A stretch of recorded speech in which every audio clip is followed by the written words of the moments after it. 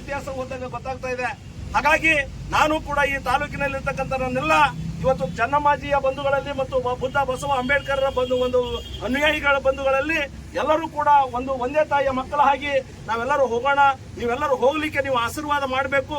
ನೀವು ಮುಂದಿನ ನಿರ್ಮಾಣಗಳಲ್ಲಿ ಒಂದು ಒಗ್ಗಟ್ಟನ್ನ ಪ್ರದರ್ಶನ ಮಾಡುವುದರ ಮೂಲಕ ಚೆನ್ನಮ್ಮಾಜಿಯ ಒಂದು ಸ್ವಾಭಿಮಾನವನ್ನು ಪ್ರದರ್ಶನ ಮಾಡಬೇಕು ಅಂತಕ್ಕಂಥ ವಿಚಾರವನ್ನು ಹೇಳೋದ್ರ ಜೊತೆಗೆ ಮಾನ್ಯ ಶಾಸಕರಿಗೆ ವೇದಿಕೆ ಮೂಲಕ ನಾವು ವಿನಂತಿ ಮಾಡ್ಕೊತಾ ಇದ್ದೀವಿ.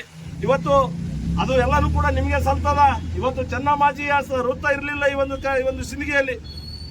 ಇವತ್ತು ಅಪ್ಪರು ದಿವಂಗತ MC ಮುನಗುಳಿ ಸಾಹೇಬರಿದ್ದಾಗ ಎಲ್ಲ ಗುರು ಹಿರಿಯರೆಲ್ಲರೂ ಕೂಡಿ ಎಲ್ಲೆಲ್ಲೋ ಏನೇನೋ ಮಾಡ್ಬೇಕಂತ ಅಂದಾಗ ಇದಕ್ಕೊಂದು ಹೋರಾಟ ಮಾಡುವುದರ ಮೂಲಕ ಅರ್ಥಪೂರ್ಣವಾಗಿರ್ತಕ್ಕಂಥ ಇವತ್ತು ಒಂದು ಚೆನ್ನಮ್ಮಾಜಿಯ ವೃತ್ತ ನಿರ್ಮಾಣ ಆಗಿದೆ.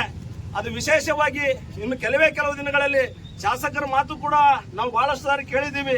ಈ ಒಂದೇ ಒಂದು ಸಂದರ್ಭದಲ್ಲಿ ಸುಮಾರು 4-5 ವೃತ್ತಗಳು 4-5 ಸ್ಟ್ಯಾಚ್ಯೂಗಳನ್ನು ಅನಾವರಣ ಮಾಡ್ಬೇಕಂತಕ್ಕಂಥ ತಮ್ಮ ಮಹಾರಾಷ್ಟ್ರದ ಅದು ಆದಷ್ಟು ಬೇಗನೆ ತಾವು ಕೈಗೊಳಿಸಿಕೊಂಡ್ರ ಈ ಒಂದು ತಾಲೂಕಿನಲ್ಲಿ ಈ ಜಿಲ್ಲೆಯಲ್ಲಿ ಇರ್ತಕ್ಕಂಥ ಎಲ್ಲ ಬುದ್ಧ ಬಸವಾದಿ ಮಹಾಶರಣರು ಮಾನವತಾವಾದಿಗಳೆಲ್ಲರೂ ಕೂಡ ನಿಮ್ಮೊಟ್ಟಿಗೆ ನಾವು ಇರ್ತೀವಿ ಅಂತಕ್ಕಂಥ ಮಾತನ್ನು ಈ ಸಂದರ್ಭದಲ್ಲಿ ಹೇಳ್ತಾ, ವಿಶೇಷವಾಗಿ ನನಗೆ ಮಾತಾಡಲಿಕ್ಕೆ ಈ ಸಂದರ್ಭದಲ್ಲಿ ಅವಕಾಶ ಕೊಟ್ಟಿರ್ತಕ್ಕಂಥ ಈ ಪವಿತ್ರ ವೇದಿಕೆಯಲ್ಲಿ ಇರ್ತಕ್ಕಂಥ ತಮ್ಮೆಲ್ಲರಿಗೂ ನನ್ನ ಧನ್ಯವಾದಗಳನ್ನು ಸಲ್ಲಿಸ್ತಾ ನಾನು ಮಾತನ್ನು ಮುಗಿಸ್ತಿದ್ದೇನೆ. ಜೈ ಭೀಮ್, ಜೈ ಭಾರತ್.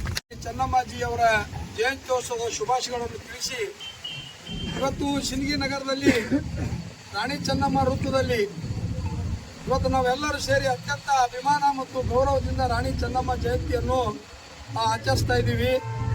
ಇದೀಗ ತಾನೇ ನಮ್ಮ ವೈಸಿ ಮಯೂರು ಹೇಳಿದ ಹಾಗೆ ಇವತ್ತು ರಾಣಿ ಚೆನ್ನಮ್ಮಾಜಿಯವರು ಒಂದು ಜಾತಿ, ಒಂದು ಧರ್ಮ, ಒಂದು ಪ್ರದೇಶಕ್ಕೆ ಸೀಮಿತವಾದ ವ್ಯಕ್ತಿ ಅಲ್ಲ. ಇಡೀ ನಮ್ಮ ಕರ್ನಾಟಕ ರಾಜ್ಯದ ಒಂದು ಹೋರಾಟದ ಒಂದು ಕಿಚ್ಚಾಗಿ ಬ್ರಿಟಿಷರ ವಿರುದ್ಧ ಅವಿರತವಾಗಿ ಹೋರಾಟ ಮಾಡಿ ನಮಗೆ ಸಾಕಷ್ಟು ಆದರ್ಶ, ಅವರ ವಿಚಾರ, ಅವರ ಹೋರಾಟದ ಕಿಚ್ಚು ನಮಗೆ ಬಿಟ್ಟು ಹೋಗಿದ್ದಾರೆ. ಅಂತ ಒಬ್ಬ ವೀರ ಮಹಿಳೆ ಜಯಂತ್ಯೋತ್ಸವವನ್ನು ನಾವು ಅತ್ಯಂತ ಭಕ್ತಿ ಮತ್ತು ಅಭಿಮಾನದಿಂದ ಇವತ್ತು ನಾವು ಆಚರಿಸ್ತಾ ಇದ್ದೀವಿ. ಇವತ್ತು ಈ ಒಂದು ವೃತ್ತದ ಕಾಮಗಾರಿ ಬಗ್ಗೆ ನಮ್ಮ ಅಧ್ಯಕ್ಷರು ಮಾತಾಡಿದ್ರು. ಈಗಾಗಲೇ ಈ ಕಾಮಗಾರಿ 75ರಿಂದ 80% ಮುಗಿದೈತಿ. ನಾ 2 ದಿವಸಗಳ ಹಿಂದೆ ಹಿರಿಯರಾದ ಸೋಮನಗೌಡ ಬಿರಾದಾರ್ ಅವರ ಜೊತೆ ಮತ್ತು ಅಂಗಡಿಯವರ ಜೊತೆ ಮಾತಾಡಿದೆ. ಇನ್ನು ಅಲ್ಪ ಸ್ವಲ್ಪ ಕೆಲಸಗಳು ಬಾಕಿ ಅವ. ಅವು ಇನ್ನು ಕೇವಲ 15-20 ದಿವಸಗಳಲ್ಲಿ ಪೂರ್ಣಗೊಳಿಸಿ ಸನ್ಮಾನ್ಯ ನಮ್ಮ ಮುಖ್ಯಮಂತ್ರಿಗಳಾದ ಸಿದ್ದರಾಮಯ್ಯನವರ ಒಂದು ಅಮೃತ ಹಸ್ತದಿಂದ ಈ ಮೂರ್ತಿ ಉದ್ಘಾಟನೆ ಮಾಡಿಸ್ಬೇಕನ್ನೋದು ನನ್ನೊಂದು ಅಭಿಲಾಷೆ. ಅದಕ್ಕೆ ನಾನು ಹೋದ ವಾರ ಸನ್ಮಾನ್ಯ ಮುಖ್ಯಮಂತ್ರಿಗಳಿಗೆ ಭೇಟಿಯಾಗಿ ಪತ್ರ ಕೊಟ್ಟು ಬಂದಿನಿ. ಡಿಸೆಂಬರ್ ಕೊನೆ ವಾರದಲ್ಲಿ ಅವ್ರ ತಾರೀಕು ನಮಗೆ ಡೇಟ್ ಕೊಡ್ತೀವಿ ಅಂತ ಹೇಳ್ಯಾರ.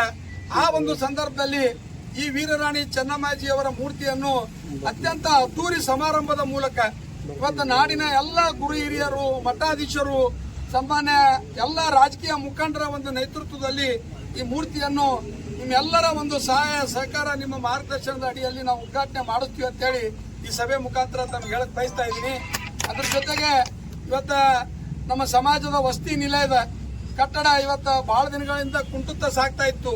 ಇವತ್ತು ಅದಕ್ಕೆ ಮತ್ತೊಮ್ಮೆ ವಿಶೇಷವಾದ ಒಂದು 50 ಲಕ್ಷ ರೂಪಾಯಿ ಅನುದಾನವನ್ನು ಸಹಿತ ಇವತ್ತು ಮಂಜೂರಾಗ್ಯದ.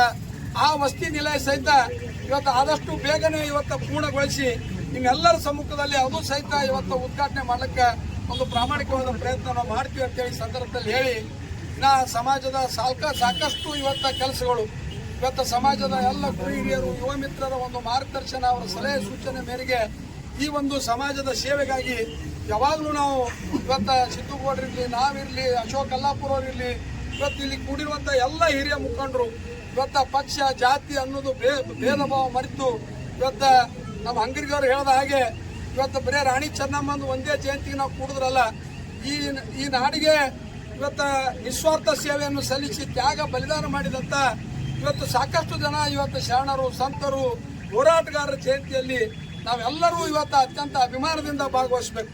ಡಾಕ್ಟರ್ ಬಾಬಾ ಸಾಹೇಬ್ ಅಂಬೇಡ್ಕರ್ ಅವರ ಜಯಂತಿಯಲ್ಲಿ ಭಾಗವಹಿಸಬೇಕು, ವಿವೇಕಾನಂದ ಅವರ ಜಯಂತಿಯಲ್ಲಿ ಭಾಗವಹಿಸಬೇಕು, ಸಂಗೊಳ್ಳಿ ರಾಯಣ್ಣ ಅವರ ಜಯಂತಿಯಲ್ಲಿ ಭಾಗವಹಿಸಬೇಕು, ಹಲವಾರು ಪುಣ್ಯ ಪುರುಷರ ಜಯಂತಿಯಲ್ಲಿ ಭಾಗವಹಿಸುವ ಮೂಲಕ ಅವರಿಗೆ ನಮನವನ್ನು ಸಲ್ಲಿಸುವಂತ ಕೆಲಸ ನಾವು ಪ್ರಾಮಾಣಿಕವಾಗಿ ಮಾಡ್ಬೇಕಂತೇಳಿ ಸಂದರ್ಭದಲ್ಲಿ ಹೇಳಿ, ನಿಮ್ಮೆಲ್ಲರ ಒಂದು ಅತ್ಯಂತ ಅಭಿಮಾನದ ಈ ಒಂದು ಕಾರ್ಯಕ್ರಮವನ್ನು ಸಂಘಟನೆ ಮಾಡಿ ಇವತ್ತು ನಾವು ಫೋಟೋ ಪೂಜೆಯನ್ನು ನೆರವೇರಿಸಿದ್ದೀವಿ.